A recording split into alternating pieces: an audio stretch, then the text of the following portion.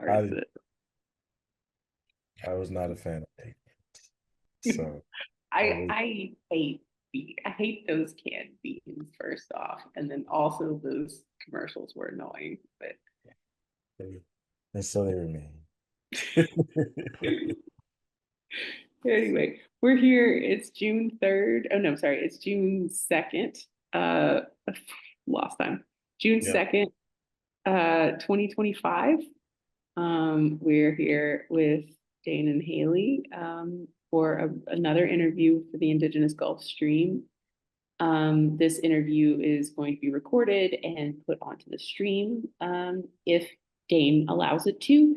This recording is going through the UK contracting system, so Dane will own all of the rights to the recording, and we're hoping that he will allow us to commission or license it for the 2025 stream.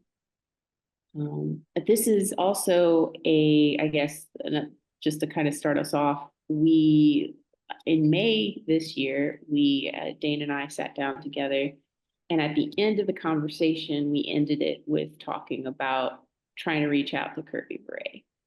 Um, and this is a follow up from that point on.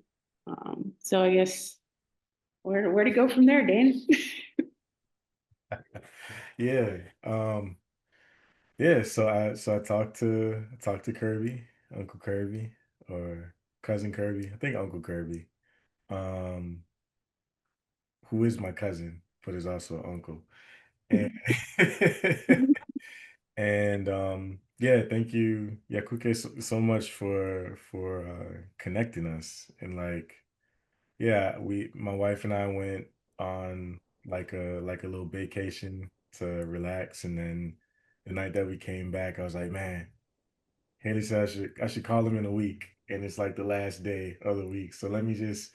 It was like eight in the evening on a Sunday, and I was like, I don't know if Elder's gonna be up taking phone calls this late, and so I just called randomly, and he picked up and had the little Louisiana French lilt in his voice, and he was just kind of like, "Who are you?" um, I love how old people, I'm sorry, Kirby, but I like how older people pick up their phone. Like, it doesn't matter the time of day, it doesn't matter if they recognize the number or not. They're going to pick up a phone. And I respect that of that generation. I appreciate it. the random New Orleans area code. I don't know if he's gonna pick up this late. Could be anybody. Pick up and um, I mentioned that you were connecting us. I don't know if you remembered that part, but I said that I was a Verret, and then and that I was reconnecting, trying to figure out why his name was on my grandmother's enrollment card. And I think the first question he asked me was like, who's my family? Like who's in it? And I didn't figure that he would know anybody. So I just said, I'm a Verret from the black side of the Verret family, probably. You know how that goes.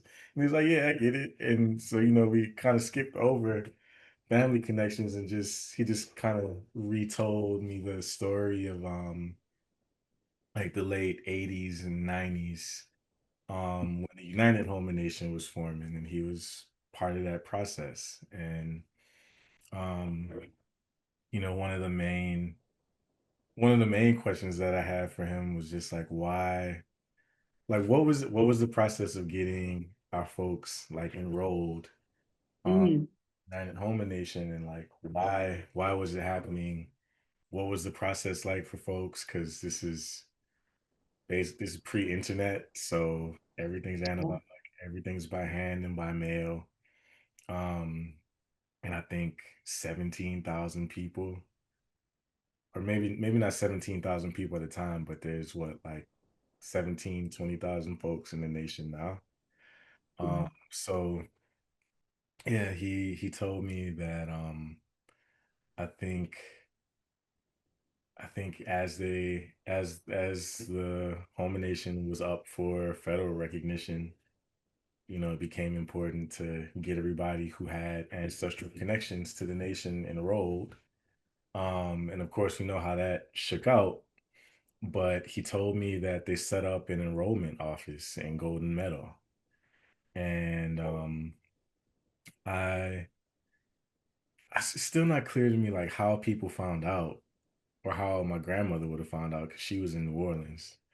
Um, but she found out about it, and he said that towards the end of the enrollment process, they allowed people to apply by mail, but for most of the enrollment process, people had to come in person and go to Wow, genealogical records and make sure that like they had a common ancestor in wow, the Houma Nation. mhm, Um, and if you did, then you would get enrolled in the nation. wow, So yeah, so thousands of people in the early 90s, late 80s went down to Golden Meadow to sign wow. up, to participate in this nation building project.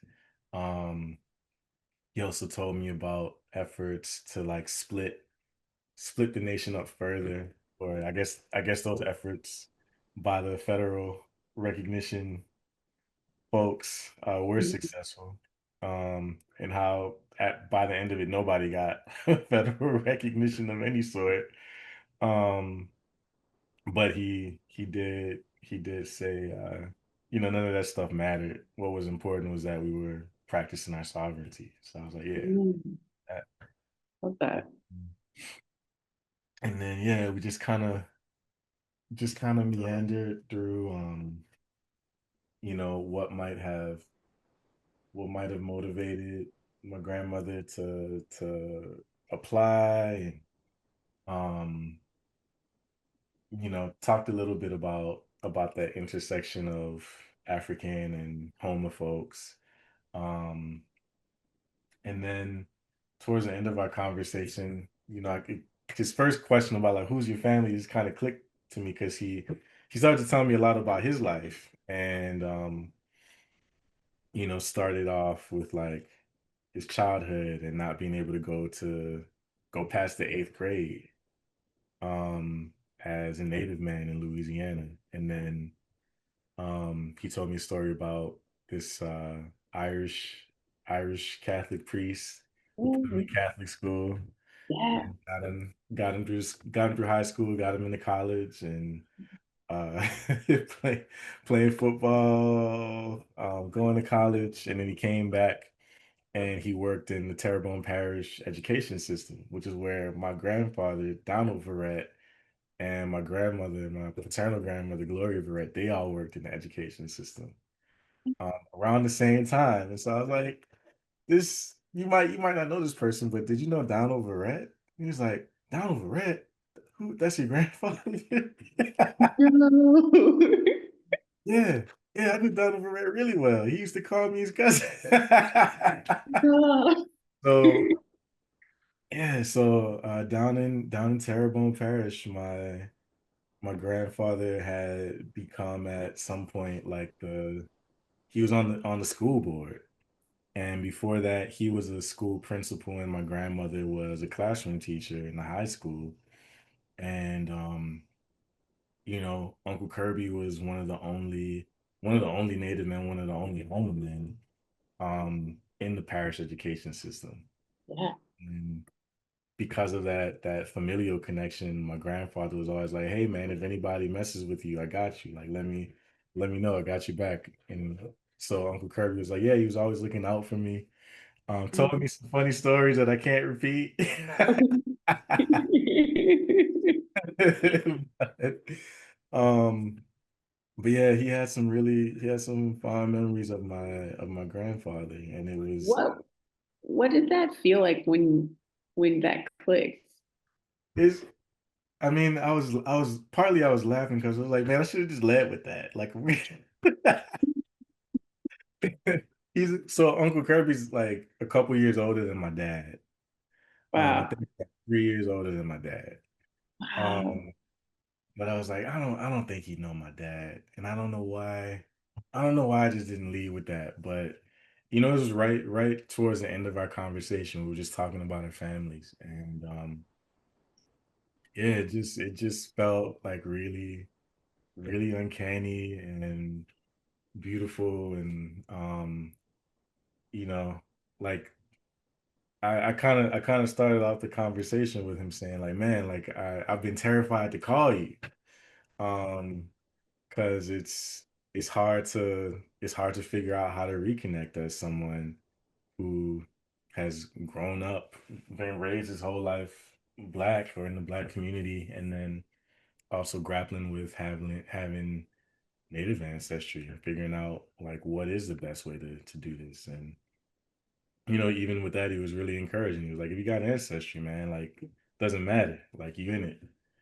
And so then to also know that like we do have an actual familial connection more than just like a shared namesake was really wild. And I was like, of course, like you have like this deep connection or this really important connection to the maternal side of my family. And it's just wild how like this whole thing turned into like, I don't know, like a little pretzel or a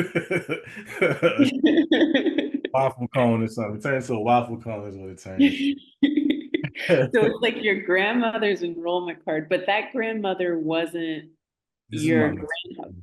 So yeah, it was the other side. this is Wow. So it was like, my so one side of your family worked with Kirby Verret and the other side he signed the tribal card with. yeah. Wow. So all roads lead to Kirby.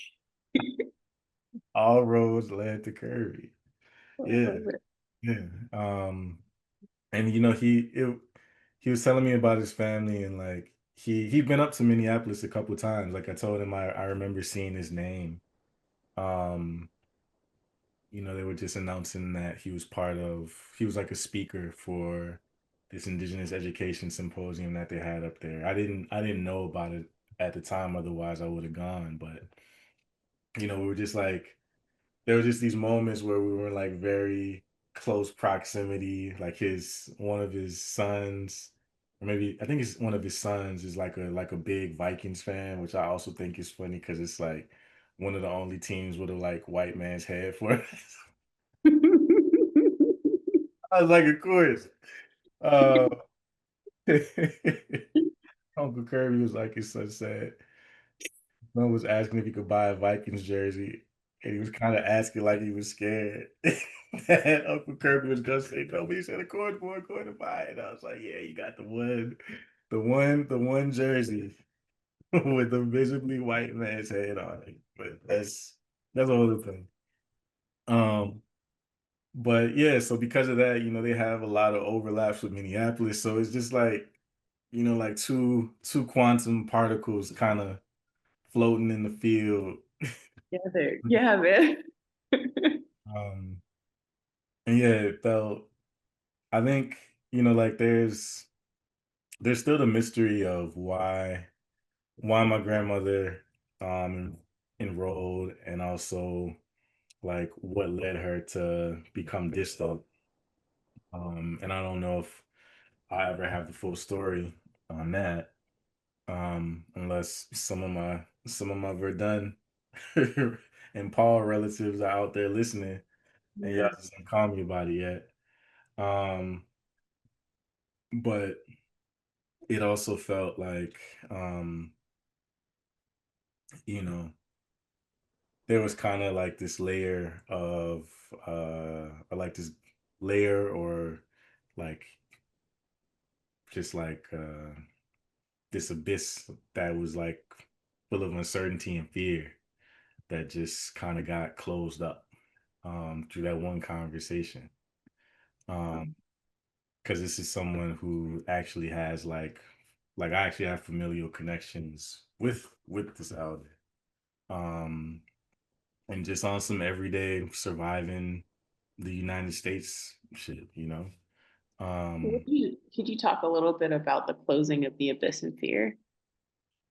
yeah. I mean, I guess for speaking for myself anyway, um, when you have a mixed identity, when you have a mixed Afro-Indigenous identity, there's a fear. I think there's like a dual fear of rejection from both of the communities that you're part of.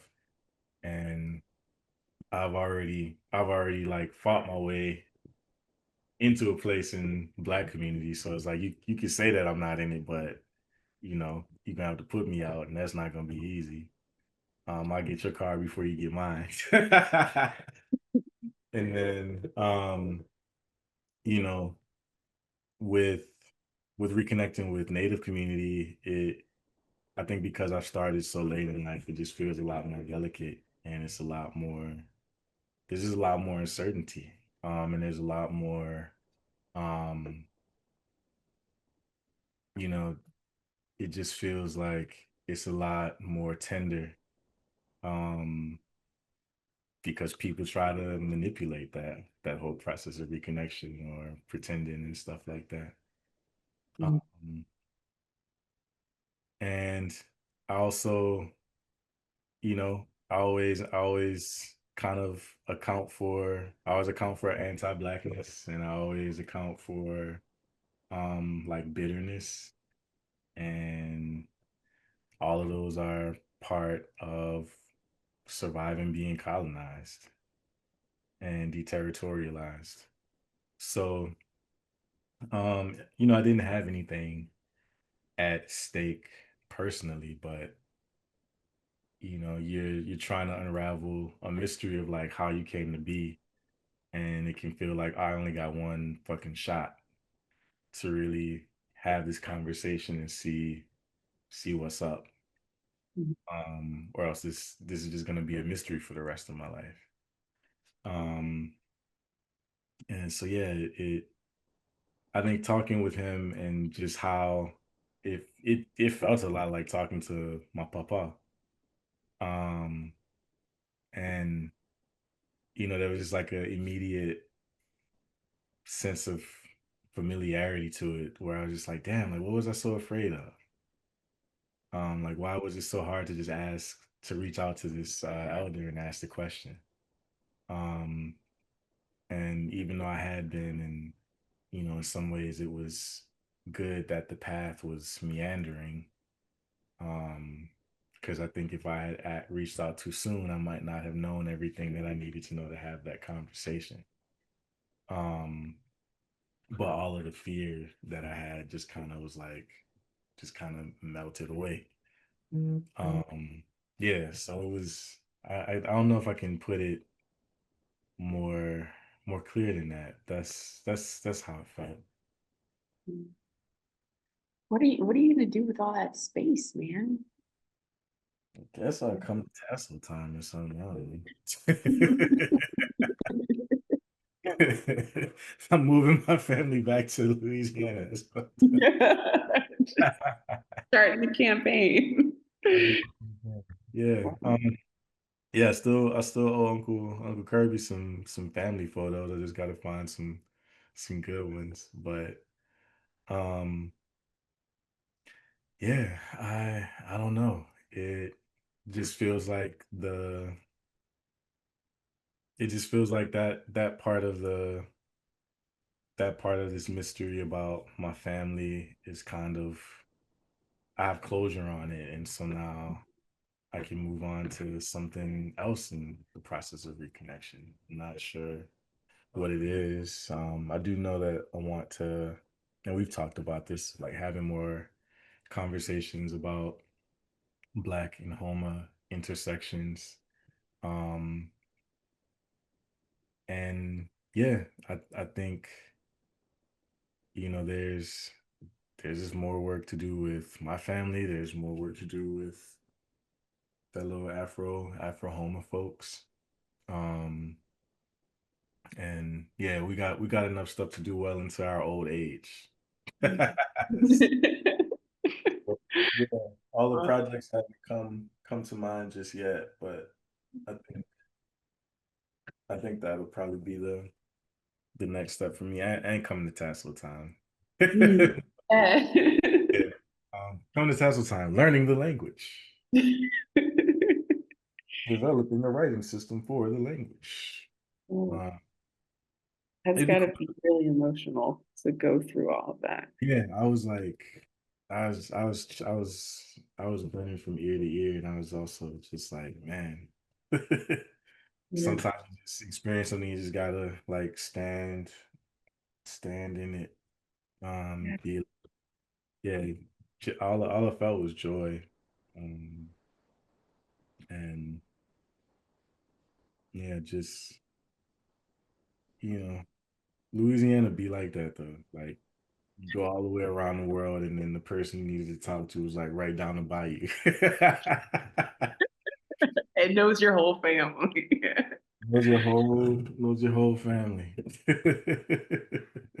I'm thinking about like y'all were on the destined road to meet each other, but like it still feels like two cats in the night. It's like if two cats meet each other in the wrong spot, then like it just doesn't work out. And then sometimes, sometimes it does. And then like I'm thinking about what is it, what were the precautions? And you talked a little bit about it, like you made precautions and you were coming into this conversation ready for a lot of different outcomes. You prepared yourself and like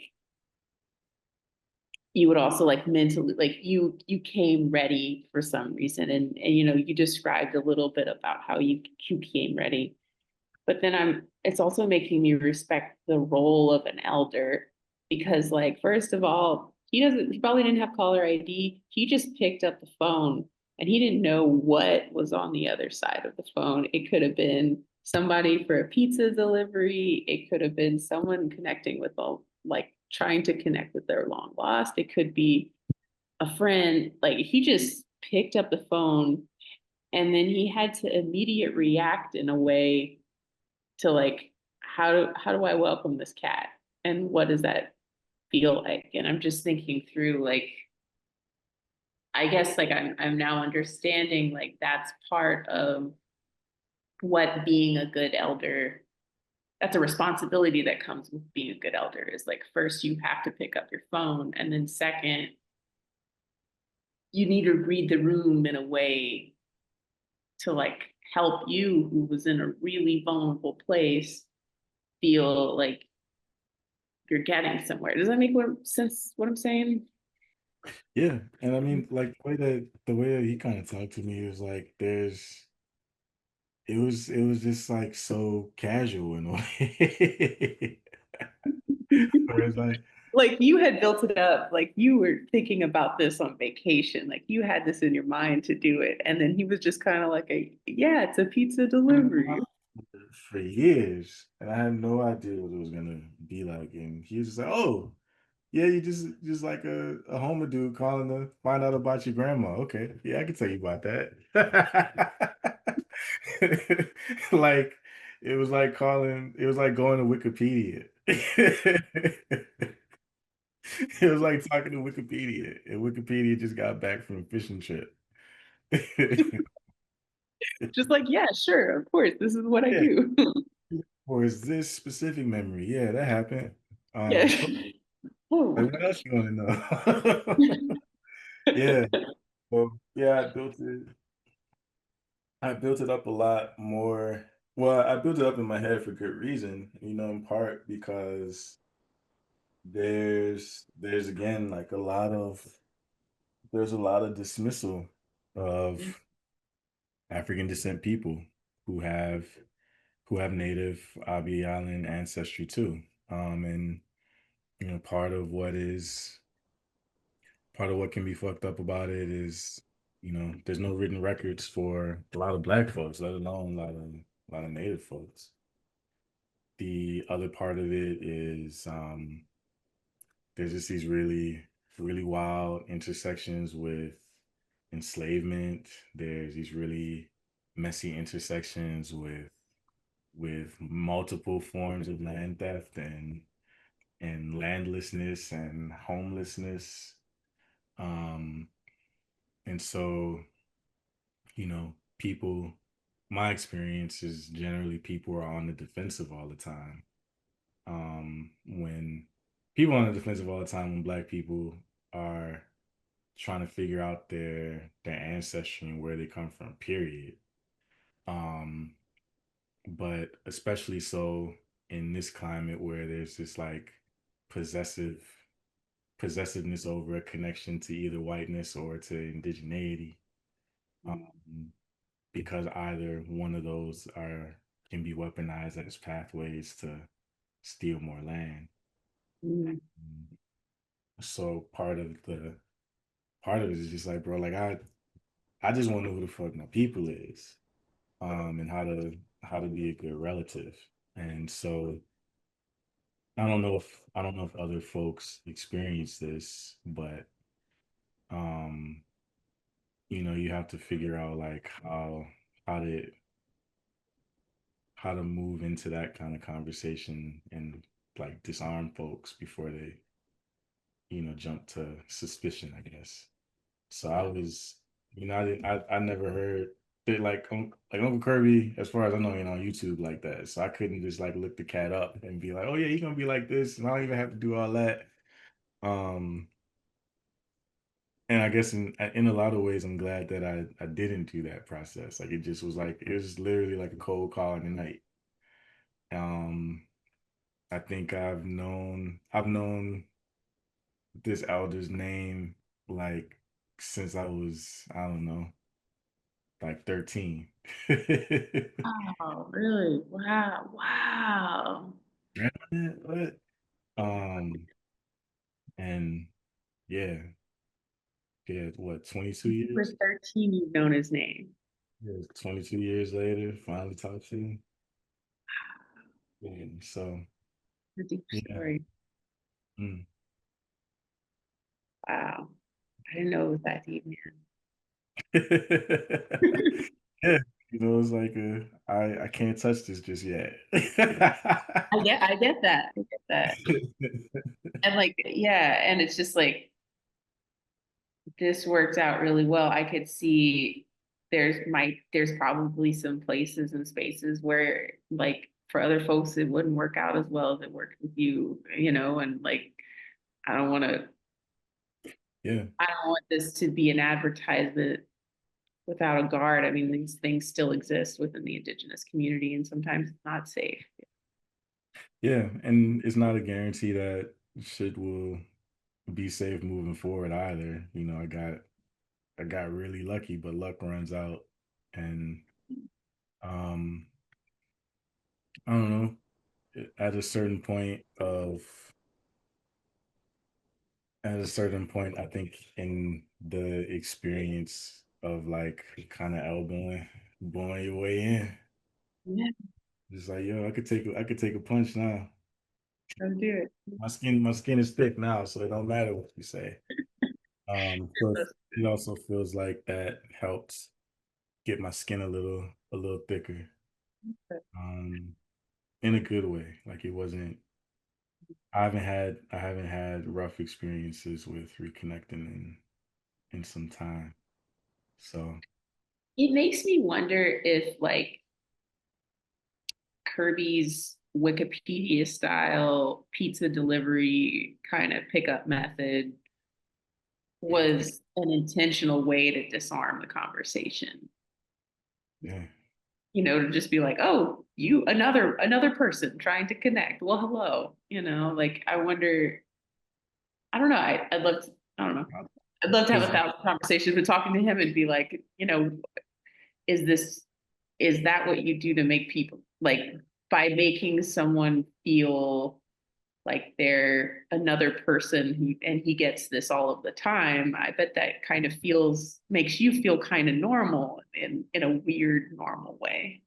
yeah, and I think in some ways, at least for him, like I was normal because there was a time there was like 4 or 5 years in his life where that's what he was doing every day. Oh yeah, because he was keep yeah. Yeah.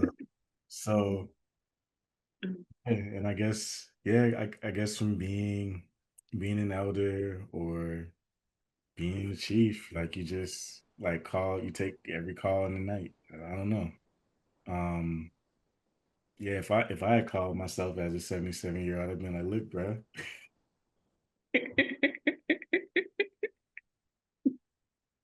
I need It's so family real quick. Zoom, but shout yeah, out to that. Shout out to that age group's lack of work-life balance coming in clutch. I thought about texting him first, but I was like, wait, this is an elder. He might not text. And then after I got off the phone with him, he sent me like 20 photos of his family. I'm like, hey. Multimedia maven coming at you, yeah. And then I was like, damn, why not just ask my grandfather? Like, but it just whatever. Kid logic. Kid Yeah, logic. gotta Um, let it. but I would also say that you welcomed me in a really similar way. It was more it wasn't like calling pizza a pizza spot, but there was a like, yeah, this is completely normal, completely normal conversation. This happens to me all the time. Cool. Here's the Zoom link. Can I add you to the signal loop? You know, It does, I mean, it doesn't happen all the, at least for our project, it doesn't happen all the time, but like, I know that saying that doesn't help being like a, hi, yes, welcome, like, um, I feel like sometimes it feels like an old librarian in the library when like somebody walks in, it's like, hello, I've been alone for weeks. Who are you? And you're like getting way too close too fast. And people are like, no, no, Joe, need a book. Leaving now. just came to use the internet. Don't judge me. It's like, yeah, you're the librarian, and I think you're also my cousin from like several generations removed. Can I I talk to need to, yeah, I need to look, I need to get to the Louise thing. Like, because I went through my notebook because right before I'm on this quest, I sat down with my great aunt and we like went through a bunch of stuff. you? And she gave me a bunch of names. And so when you told me Louise, I was like, okay, Louise Dardar, I need to look that up. But Mm. I didn't find her on the sheet. That doesn't mean it doesn't exist. It means that I don't have the note of it. And But it's if Louis Dardar, not Luis. So oh, Lewis. Okay. Louis Okay, Dardar. Lewis. And I And think they were in the Dulac area?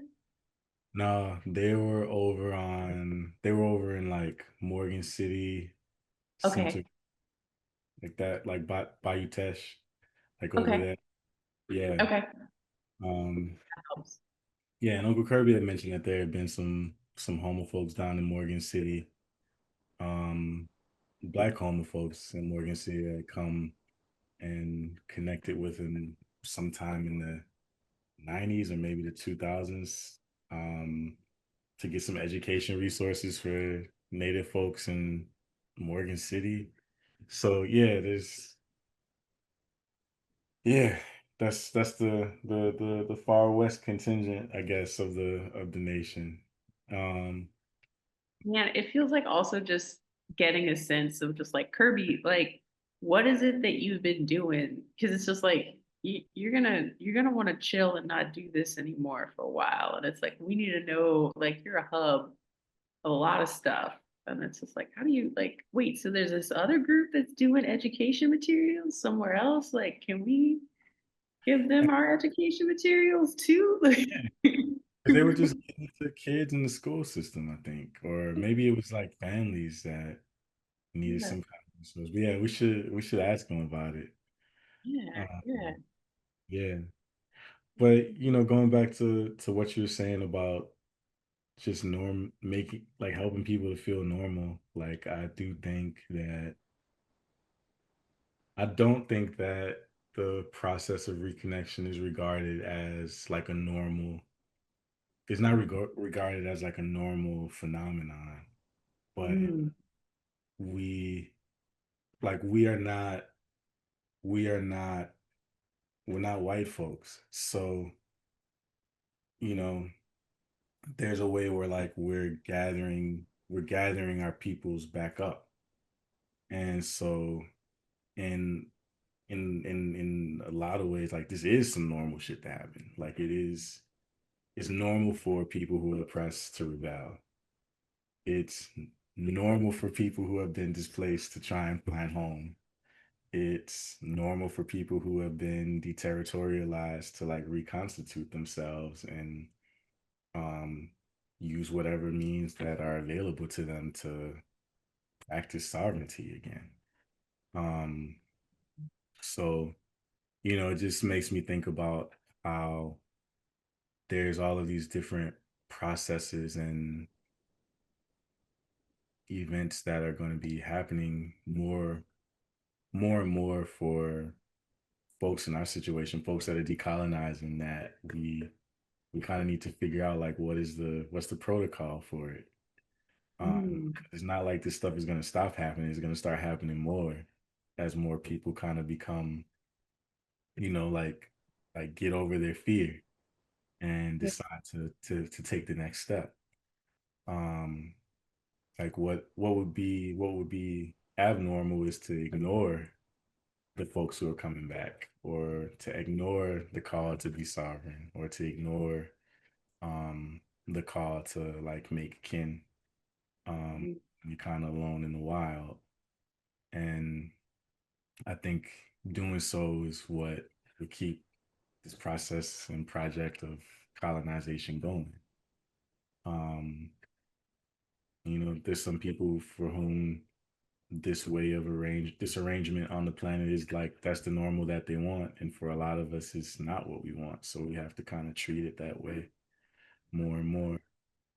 um so yeah. That's when you say it that way, it makes me think about like the balance of violence and healing. And like when violence happens, it's like this memory of pain and hurt and this thing. And you think that the way, like if this is how it started, if it went through this portal to happen, that it has to go out the same portal in order to Yeah. be right. And so there's this feeling of like if there's violence and pain and difficulty to go forward this way, there's going to be violence and pain and difficulty through the same way of the portal. But that's not necessarily what healing has to be. Like healing feels more like a settling of things coming back into like a natural place.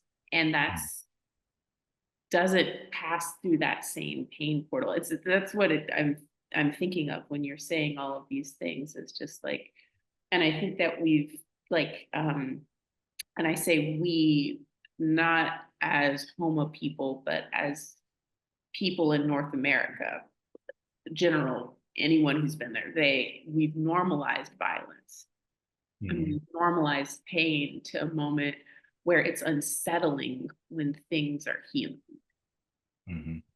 And like the idea that a process can happen and it not go through a portal of pain feels like, did anything actually happen? And it's like we almost see the pain as like this badge of like, oh, I did something painful, that means I did something, I've gone through this process of pain. But it's like we can have things without that. Yeah. Yeah. That for sure, that framing really resonates. And I think that's probably part of what my fear was. It's like I don't have the threshold for the potential pain that could be there in making this phone call right now. Yeah. Like It could be there's too much zero. shit going on. Yeah. It's, if more pain from this particular community that I have ties with happened, I don't know if I would make it. So I guess in part it was like I had to wait until um I had enough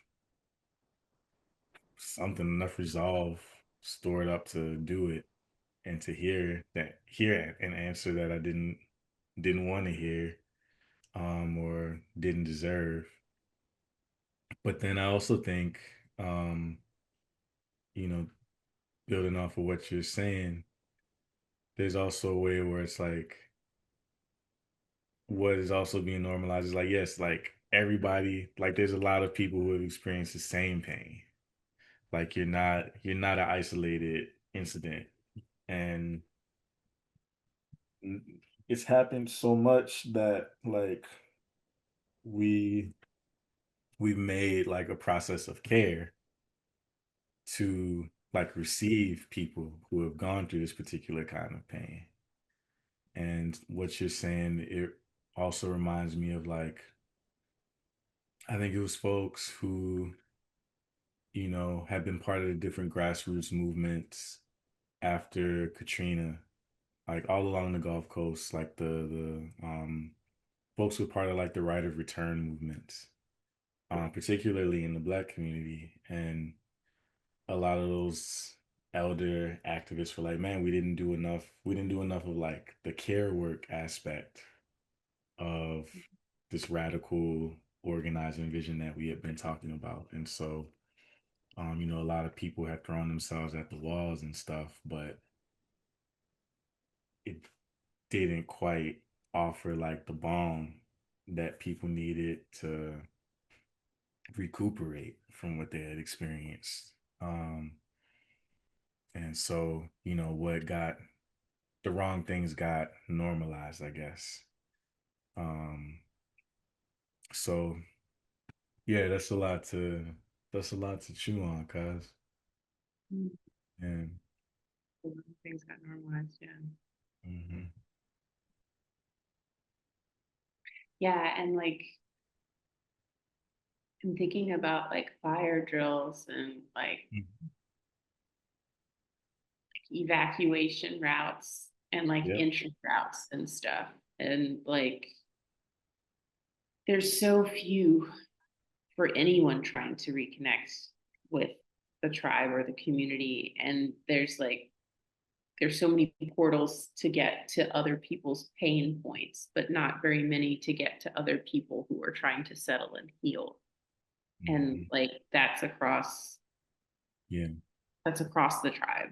And it's like Kirby is one of those points, I think, a point of healing and connection, and like there's some other movements, like Tasso time is another point of like healing and getting together. But like I'm also thinking of like um maybe people aren't connecting is because and I'm saying this to the general audience listening, it's just like maybe people aren't connecting because we're not doing a very good job of making a healing point for people to feel comfortable connecting to. hmm Yeah. Yeah. It's not yeah, it's going back to how you framed it from the jump. We know that it's happening, but it's not enough of a priority to make it normal. Mhm. Like what is normal is we have an immediacy in our response time to like violence against our community. Sometimes even that, right? That's a sometimes, but it's still like what's top is like food, clothes, shelter, uh some form of like legitimacy with the settler state so that, we can we can negotiate things. Um and what is lower priority is these these more intense, I guess, or more I don't even know what to call it. But there's these different forms of care work that need to happen to further allow us to reconstitute ourselves or to make something torn and new, to quote Ngugi wa Thiong'o, who just passed away. Um, and those are the things that either people don't want to prioritize or like maybe there's some kind of incentive or prohibition against prioritizing them that we just don't know about, or that you know people some other folks have taken it up, but that doesn't mean that the rest of us have to. um I also remember talking to one of my teachers who is Dene, and she had told me that there were like clans in the Dene nation that like taking the folks who don't have clans, or taking the folks who are like seeking asylum. Um, and that in some ways, like those clans haven't been doing that work. Um, and so, maybe there's probably some legit reasons and some unlegit reasons, but the thing that matters most is like this is something that our folks knew to do before Mm. before colonization and after. And so, you know, it just kind of comes down to us not giving ourselves excuses to not do that part of the work. Um, And I mean, personally, I feel like sometimes the constant bid for federal recognition is that excuse that mhm, stops us from reuniting or reconnecting or unifying ourselves in a meaningful way. This mhm, idea that we need to keep the roles as sterile, some sort of sterile, photograph of what happened in like 1983. And it's like a lot of stuff's happened since 1983. And like maybe it's time for us to reconsider how we're doing that in general. mhm. Yeah, Like and is the sovereign for us to be stuck in this bureaucracy for a lifetime. yeah, and you got to wonder where it comes from, because like the like two OGs, two or three OGs in the Home Nation are like, man, that shit's bullshit anyway. Like we don't, it doesn't matter if we have it or not.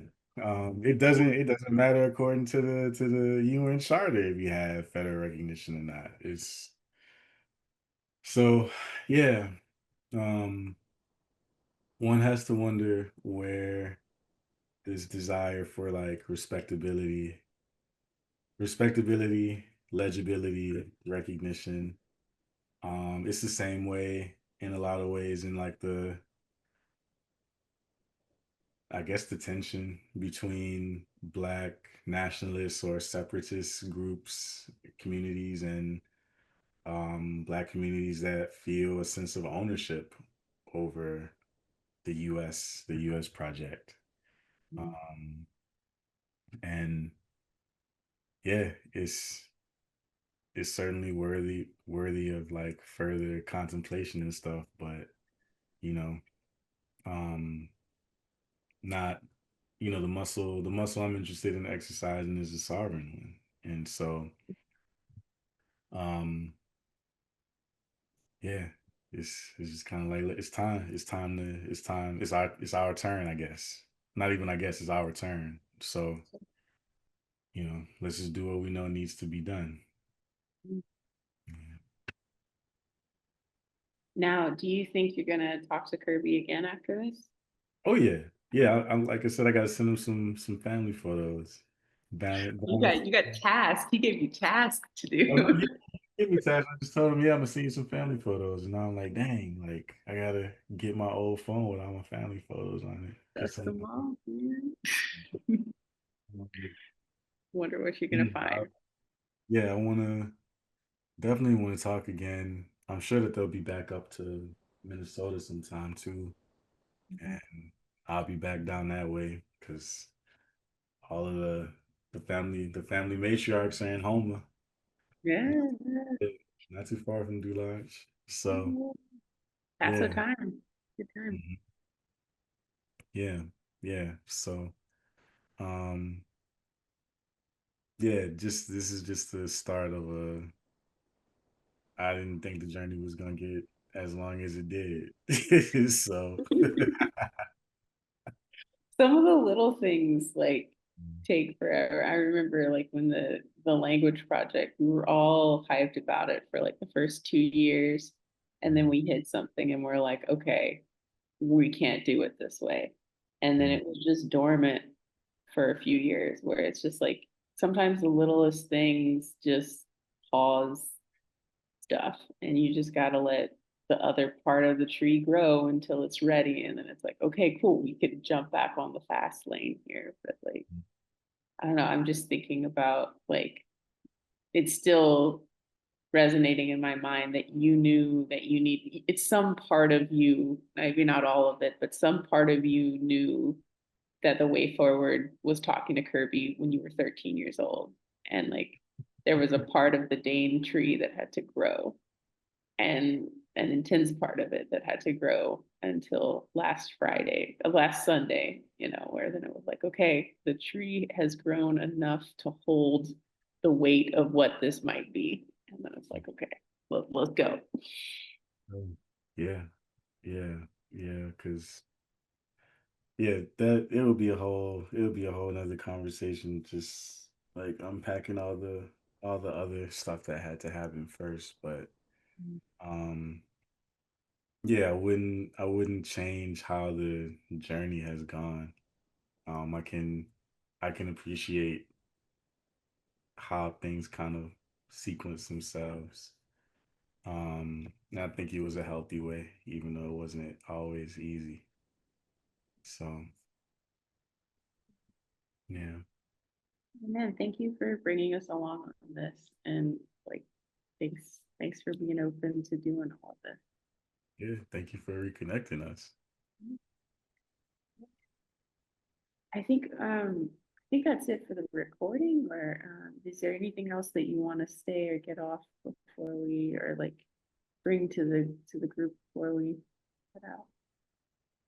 Um,